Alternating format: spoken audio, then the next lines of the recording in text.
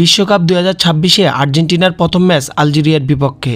আর সেই ম্যাচেরই ফলাফল কিন্তু ম্যাচের আগে ঘোষণা করে দিয়েছে জ্যোতিষী টিয়া। তো সেই ভিডিওটি আমরা দেখব অবশ্যই লাস্টে। আর সেই ভিডিওটি দেখার আগে আমরা এই দুই দলের কিছু পরিসংখ্যান এবং ম্যাচের সময়সূচি, তারিখ সবকিছু কিন্তু জেনে নিব। চলুন ভিডিওটি শুরু করা যাক। তো এই দুই দল এখন পর্যন্ত মুখোমুখি হয় একবারের জন্য।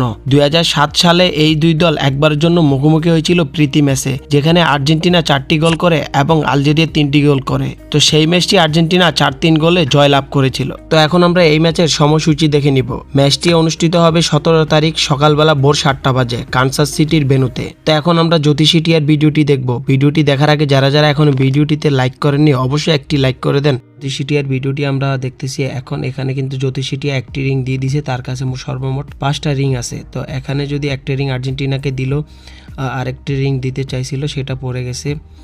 দেখা যাক বাকি আলজেরিয়ার বিপক্ষে আলজেরিয়াকেও কিন্তু একটা রিং সে দিয়ে দিয়েছে।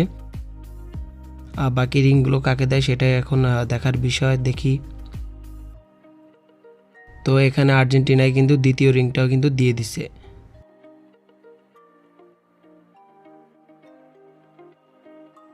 তো আর্জেন্টিনাকে কিন্তু আরও একটি রিং দিতে চায়, সেটি কিন্তু এখানে দেখতে পাচ্ছেন পড়ে গেছিলো।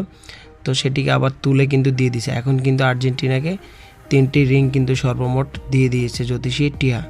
তো তার মতে কিন্তু আর্জেন্টিনা এই ম্যাচটি উইন করবে এবং ম্যাচের ফলাফল কী হবে সেটাও কিন্তু আমরা দেখতে পাবো।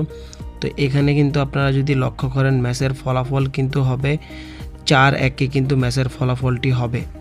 তো জ্যোতিষী টিয়ার মতে 4-1 ম্যাচের ফলাফলটি হবে। অবশ্যই আপনাদের কি মনে হয় সেটাও কিন্তু এখানে কমেন্ট করে জানাতে পারেন। আর এটা কিন্তু শুধুমাত্র একটা ধারণা, কেউ এটাকে সিরিয়াসলি নেবেন না।